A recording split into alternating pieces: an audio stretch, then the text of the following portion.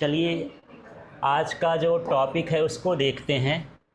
कल हम पढ़े थे क्वथनांक का उन्नयन, माने हमारे पास विलयन है और उसमें हम अवास्तशील विलेय मिलाते हैं तो उसके क्वथनांक में क्या हो जाती थी, वृद्धि हो जाती थी।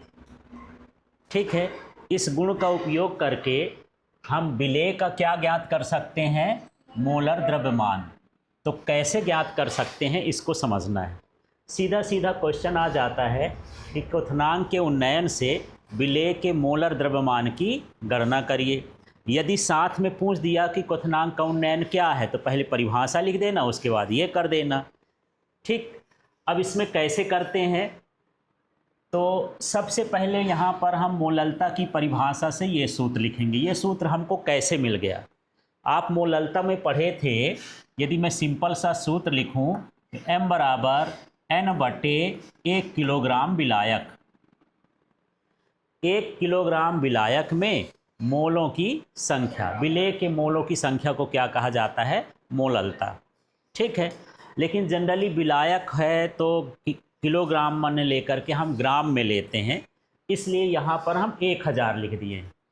समझ में आ गया 1000 लिखने का कारण क्या है। और दूसरा ये है, ये 2 है यहाँ पर, विलेय को हम यहाँ पर क्या लिख रहे हैं, N2। विलेय का मतलब क्या है, N2, और N1 माने क्या हो गया, विलेय का हो गया। तो यहाँ पर ये N है तो यहाँ पर N2 लिख दिया। यहाँ पर 1000 का गुणा क्यों कर दिया, क्योंकि जो विलायक होगा उसको मैं किस में मान लिया हूँ, ग्राम में। समझ में आ गया। परिभाषा देखो यहाँ पर क्या था, 1 किलोग्राम विलायक में विलेय के मोलों की संख्या को मोललता कहते हैं। इस सूत्र का प्रयोग करके यहाँ लिख लिए। ये पहली लाइन समझ में आ गई। ठीक है, तो N2 माने क्या हुआ, विलेय का मोल संख्या। N2 माने क्या हो गया, विलेय का मोल संख्या।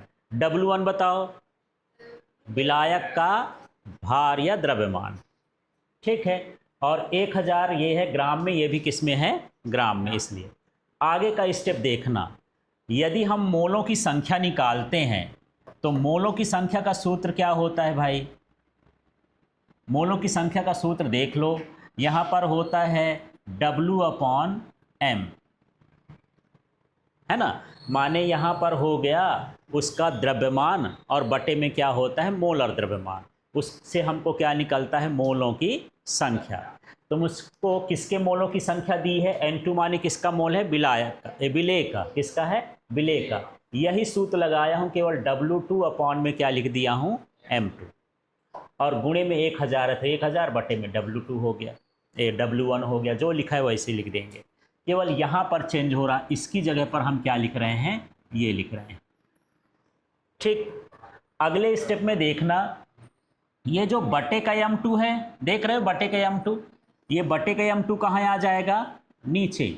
और बाकी सारी चीज़ें देखो, WT लिखा है, गुणे 1000 लिखा है, इसमें भी लिखा है, W1 इसमें भी लिखा है, केवल M2 यहाँ पर नीचे M लिखा है तो इसको उसी तरह से उतार दिए, कोई फर्क नहीं पड़ रहा है। ये हम क्या निकाल लिए हैं, मोललता। फिर मुझे क्या चाहिए, क्वथनांक का उन्नयन। तो क्वथनांक के उन्नयन का ये सूत्र होता है, कल पढ़े थे, डेल्टा TB बराबर KB/m। ऐसा चाहे इसको ऊपर भी लिख सकते हो, मोललता को नीचे भी लिख सकते हो। कुल मिला के 2 समीकरण आपको चाहिए, एक क्वथनांक का उन्नयन चाहिए और एक किसका सूत्र चाहिए, मोललता का। आगे पीछे किसी को भी लिख सकते हो। अब यहाँ से आपको समझ में आ रहा होगा कि मान रख देंगे किसका, M का। कैसे देखो, ये डेल्टा TB लिखा हुआ है, ये KB है, ये KB भी लिखा हुआ है। यहाँ क्या लिखा है, ये M लिखा हूँ क्या, नहीं लिखा। तो M का मान आप यहाँ देख रहे होंगे ये। ठीक है, इस पूरे मान को यहाँ पर हमको उतार देना है। हमारा काम है M2 को निकालना, मोलर द्रव्यमान। M2 क्या है यहाँ पर, मोलर द्रव्यमान। M2 निकालना है तो एक काम करते हैं, इसका पक्षांतर कर देंगे तो ये इधर आ जाएगा, आएगा।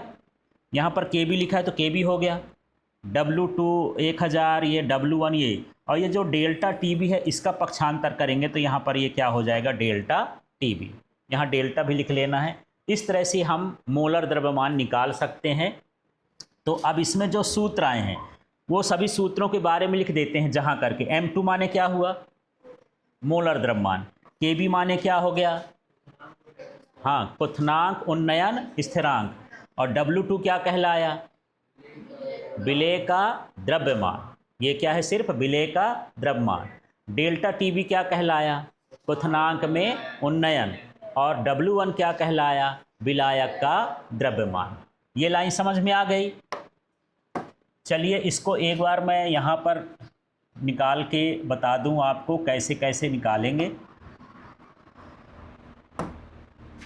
एक बार थोड़ा सा आप प्रैक्टिस कर दीजिए। हाँ, पहले क्या निकालेंगे, या पहले मैं वही लिख देता हूँ, क्या?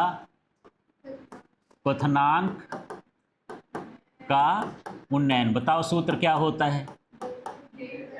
डेल्टा टीबी बराबर क्या होता है? केबी और क्या हो गया? एम। ये मान लो मेरा पहला समीकरण। अब मुझे क्या निकालना है? मोललता। यहाँ पर मैं क्या निकाल रहा हूँ? मोललता। ठीक है, क्लियर हो गया। इन दो चीज़ों को निकालना है, चाहे इसको ऊपर लिख दो या इसको नीचे लिख दो, कोई दिक्कत नहीं, नीचे ऊपर किसी को भी लिख सकते हो। अब यह मोललता का सूत्र क्या होता है? ये होता है m बराबर N2 अपॉन में क्या होता है? W1। और ये किस में हो?